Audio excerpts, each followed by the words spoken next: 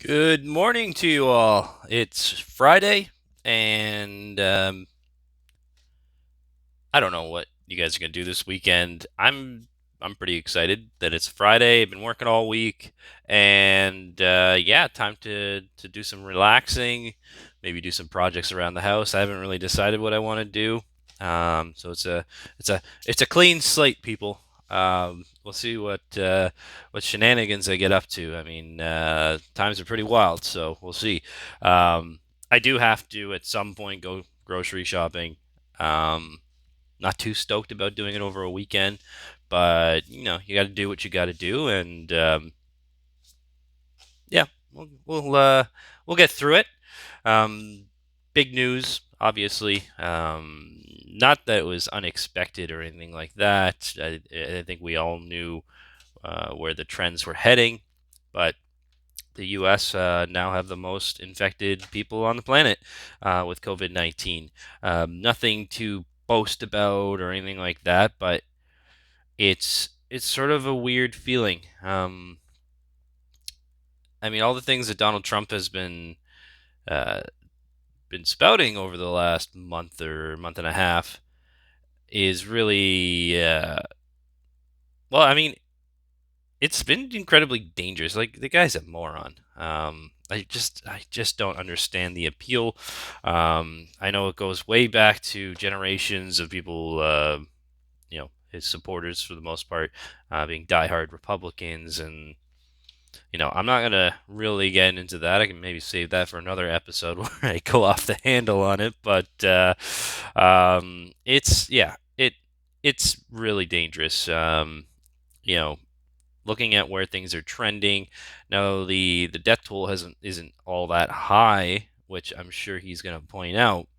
But it'll get to that point. It's inevitable when you have X amount of people um, who've contracted the virus. It's going to go in a certain direction, and we all know that they only started testing maybe a couple weeks ago, like rigorously. um, Hospitals are understaffed. They don't have the equipment they need to deal with this situation, and yeah, it's getting pretty crazy right now. I gotta say, it's the way I see it. This is kind of an analogy I was thinking of about this morning. It's kind of like that drunk asshole at the bar who's just being a total weirdo to everyone, and being inappropriate and trying to get in fights, and then someone just beat the shit out of him and everyone cheered. Like, I don't want to feel good about any of this by any means, but it's kind of like, yeah, we all saw this coming, and he continued.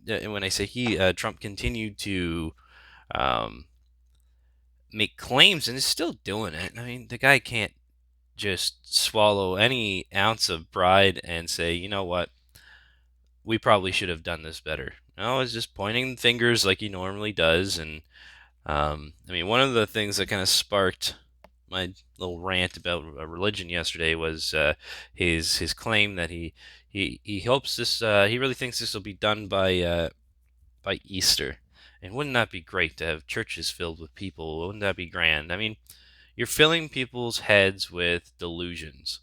And that's kind of why, one of the many reasons why I'm not a religious person is because I just see so many contradictions. A guy like Trump acting like he's a good person and is religious, and God, I mean, and the people that buy into this, I mean, how moronic are you? I'm sorry, but if you can't see through all his bullshit up to this point, I mean, maybe you deserve each other. As harsh as that sounds. I don't know. I'm gonna move on. I don't want to keep talking about him and how ridiculous this thing is. But um, another point is, like, I'm really starting to see the bounce back, or the backfire, I should say, from the working class right now that are deemed essential services. I talked about fast food yesterday, so it looks like in Canada, at least on Ontario, most Tim Hortons are going to be closing. Um, why the fuck would you want to go to a Tim Hortons anyways? They have horrible food, brutal coffee, and like everything's out in the open. Like there's no sanitation to it. Like if you still are going to Tim Hortons right now, like you're just kind of rolling the dice. So I mean, it's your own fault if you get sick, as far as I'm concerned. The warnings are there. They really shouldn't be open, and I can say that about any fast food, Tim Hortons specifically. Um, but yeah, I mean, I wouldn't be surprised at all. I mean, the problem I have is they're these things, as mentioned, are deemed as essential services, but there's no education. I doubt there's high level of education for the workers. And like, if I was okay, if my daughter was, let's just say, 16 years old, and we were dealing with a pandemic, and she's working at McDonald's, and her boss says, "No, you got to work extra shifts now," I'd say, "No fucking way, you're quitting that job. We'll deal with this after." Now, that's not every situation. Obviously, there's people that have this is their full time job and this is their income, and they have to do what they have to do. But the government is offering to help out right now. I say take advantage of it and don't fall into this trap that is going to infect more people, maybe infect you, maybe kill you. Um, it's not worth it. It's not worth it at all. And I can say the same about a lot of construction workers right now. I know that industry is still pretty much, for the most part, my understanding is it's working at its normal capacity. Um, but every single day you're bringing potential germs into your house, or can infect your family, and it's scary. It's not like you can just say no. I don't want to work. It's not like a fast food joint where if you get like I don't know if the government gives you $2,000 a month, that's going to suffice. I mean, these people are making lots of money. Most people well over six figures, and they're not just going to not go to work. They need that money, and maybe some people are still doubting the seriousness of the situation. But I strongly say that, or recommend that we just go on a full lockdown. I just don't see any other option. We have to do it. I think the government should really just give us to a certain date to get things we need. Now, of course, it's going to cause some pandemonium. People are going to go even crazier at the grocery stores and all that. But I think it needs to be done. Or at least have curfews in effect. You're only allowed to go out during certain hours of the day. You have to have checkpoints, things like that. Bring in the army.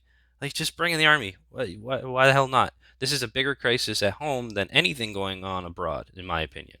So um, do what you need to do. I did see a story yesterday about just in regards to army, that the U.S. was trying to put troops at the border. I mean, really doesn't. I don't care. Just as long as you're not coming into the border and bothering us, do whatever the hell you want. It seems like uh, I guess our politicians had an issue with it, and it's not going to happen. But I don't really even know the point of it. Like, is it? Why don't they just beef up the people they have at the customs or anything? Like, no one's supposed to be going back and forth, and it's just, from my understanding, again, is it's just transport trucks and trade going back and forth. So, I mean, do what you got to do. I don't really care at the end of the day. It's not going to affect too many people. And yeah, yeah, I don't know. It's getting it's getting crazier every day, and I still think this is not even close to what it's going to look like. I mean, in Canada, the numbers don't seem so bad, but again, we don't have all the testing results. Like, not everyone's being tested.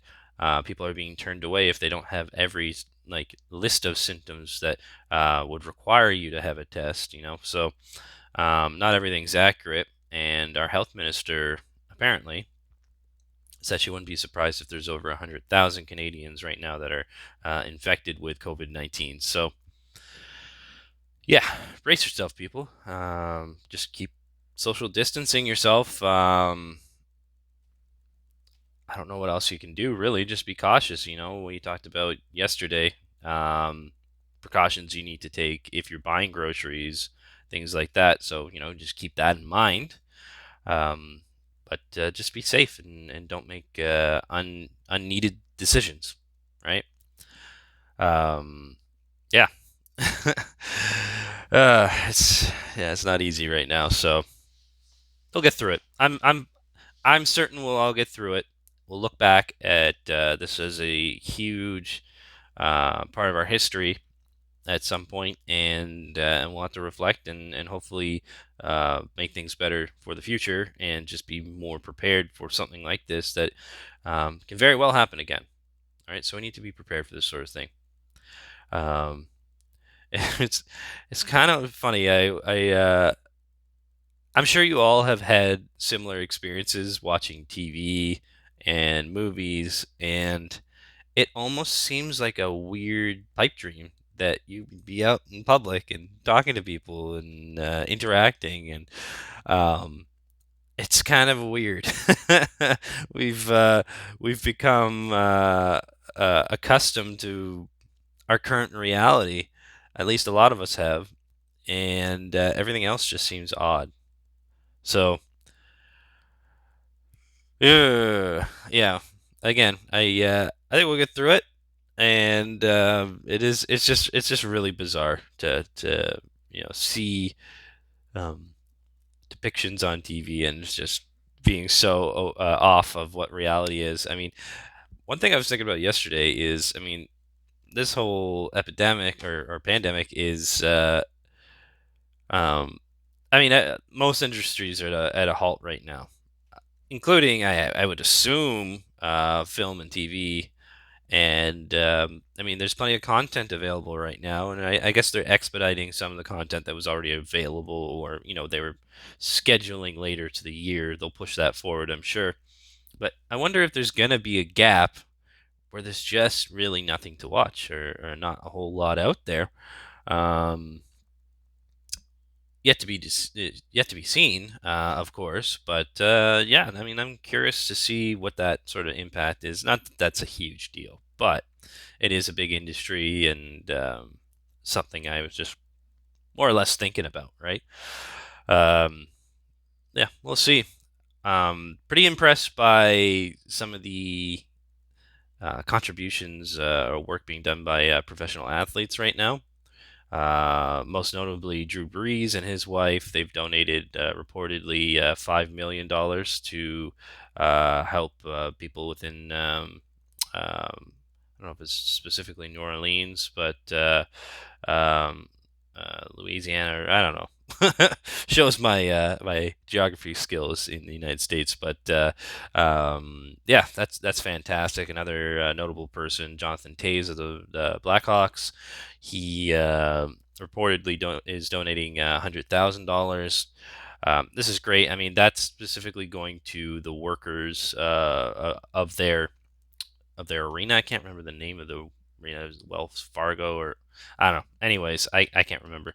But good on them for making that move, and really helping out and doing what they can, given their financial situations, and how much they want to give back to the people that have supported them over the years, and being a big part of why they're successful. So that's great to see. On the other spectrum of things, there's definitely some criticisms out there. So, as a Leafs fan, as my saucy T-shirt would display, um, I could not help but criticize the Boston Bruins. I obviously am not a Bruins fan by any means, given how much they've kicked our ass in the playoffs. So maybe I'm bitter. Don't get me wrong.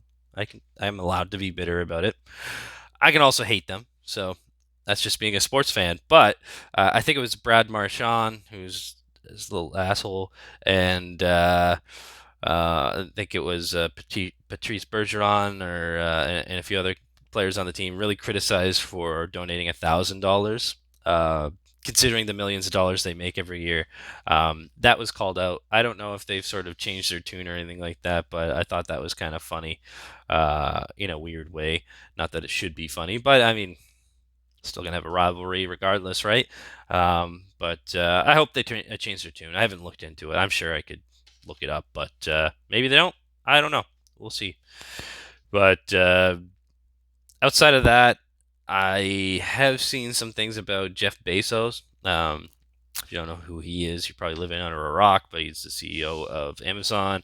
And apparently, he is asking people to donate to some of the infrastructure workers, so like the truckers and things like that that help Amazon distribute products. And like, really, Jeff Bezos?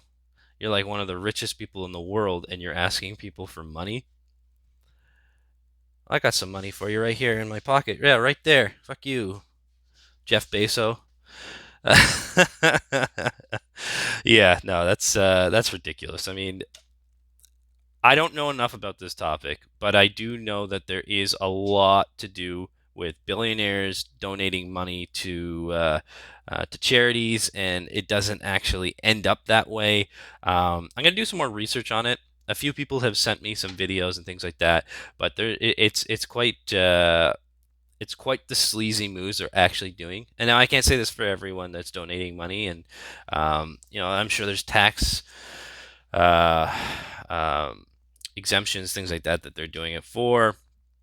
But yeah, I couldn't help but think about that, and it just makes you cringe at the end of the day. Like, really, of all people, like you're getting no sympathy. I mean, it's weird because Amazon has become such like a staple in people's lives, and I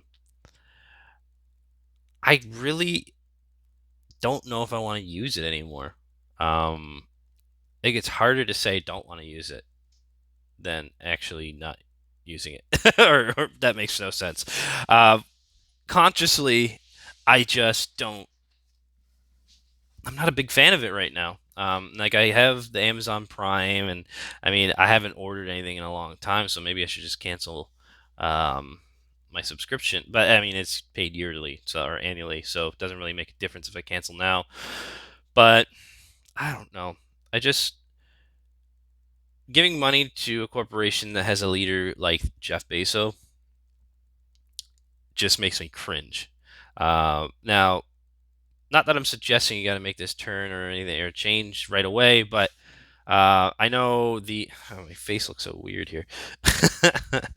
I know that the owner of AliExpress or Alibaba has donated significant amount of money and resources to those in need. I can't remember what the exact figures are, but it's quite impressive. And I mean that's the sort of thing I would expect from people that have so much more than everyone else. And it just really it really bothers me to see that people that have the ability to help just aren't helping or actually trying to make things worse. Like, yeah, whatever, man. Man. So I'm almost on my push-up challenge. That's exciting. I'm on day 9, and I haven't faltered once, and it's working really well. Like considering about 2 weeks ago, I was ashamed to look at myself in the mirror. Like, you fat fuck, what are you doing? Like, go to a gym, eat a little bit less, something like that. And now I'm in the mirror, like bouncing my man titties.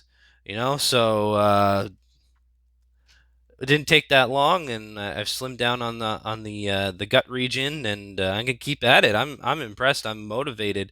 Who would have thought that it would take some sort of self isolation to finally get into some form of shape? Now I wouldn't say I'm in shape by any means yet, but it's sparking it, and I'm gonna keep at it. It's exciting for me, and even if I'm on the phone with someone, I might get on the uh, I got a push up or no a pull up bar in one of the the ones that go in your door frame. I've got one of those in my office, and some resistance bands that I kind of like rig up to it.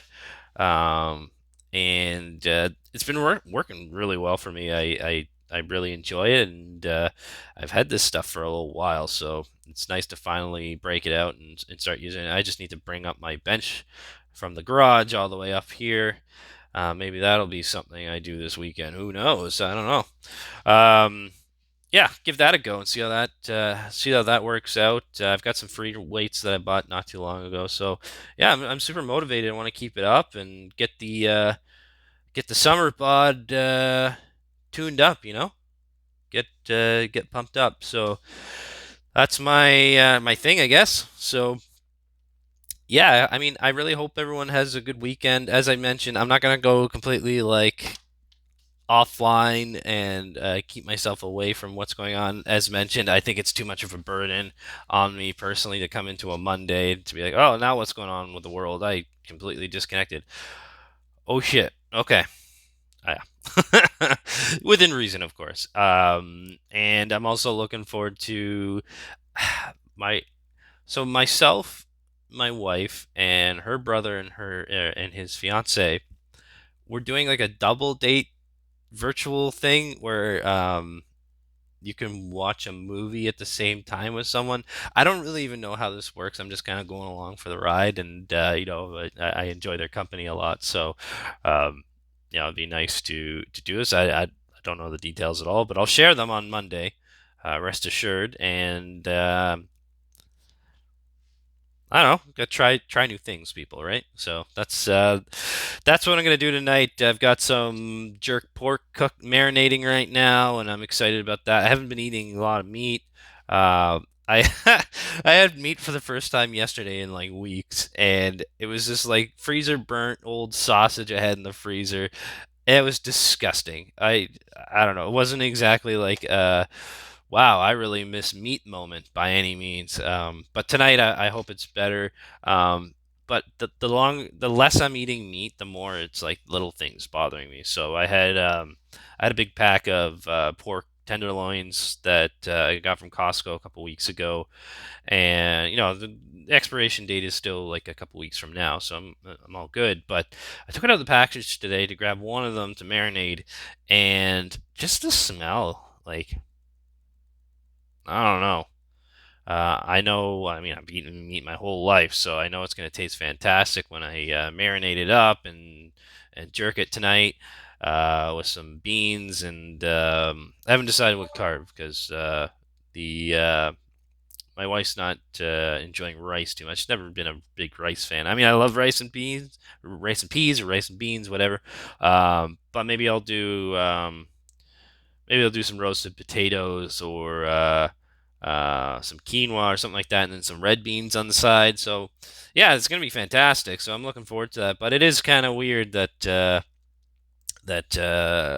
my palate or just my idea of meat is definitely changing day by day. For my wife, I'm making like this an attempt at a what the hell would I call it? There's this stuff called seitan, and so I made that and put it in my food processor with some chickpeas and everything I would normally put in like a jerk marinade. Pulse it all together, let it sit in the fridge for a couple days to kind of coagulate or whatever. I took some photos. I'll post them on the end result, but I'm hoping to make like a almost like a pork roast sort of thing, and then I'm gonna do a glaze on it, like a jerk honey glaze or something. I haven't decided yet. We'll see. We got time still. So that's what she's gonna eat, and I'm definitely gonna give it a try. So I'm excited about that, and made some more bread yesterday because I ran out of bread. I have no more store-bought bread, and honestly, once you get used to it and you find a recipe that's not too labor intensive, um, right off the bat, there's no preservatives. It tastes a hell of a lot better, and it's cheaper. So I know it's hard to find time for things always, but like I'm totally down for just making my own bread going forward. Um, Store-bought bread tastes like shit anyway, so I mean, I don't know, like. Do I really trust a loaf of bread that's been in my cupboard for 3 weeks and still has no mold on it? Probably not.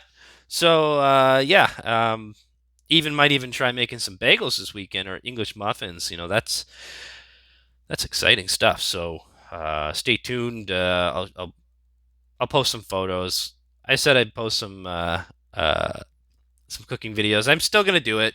Trust me, I'm gonna do it. I just I'm working all day, and I don't always have time to um, um, edit videos and stuff like that. Maybe I'll just do it a little bit more simplistic, where I don't have to worry about cutting it and editing it too much. But we'll get there. But yeah, geez, 25 minutes. This really flew by. So yeah, either I'm getting better at this, or I just have more to talk about. I don't know. But I hope you're enjoying my podcast. I'm enjoying doing it. I'm gonna take a break over the weekend, and I'll see you on Monday. So keep it classy and stay the fuck inside.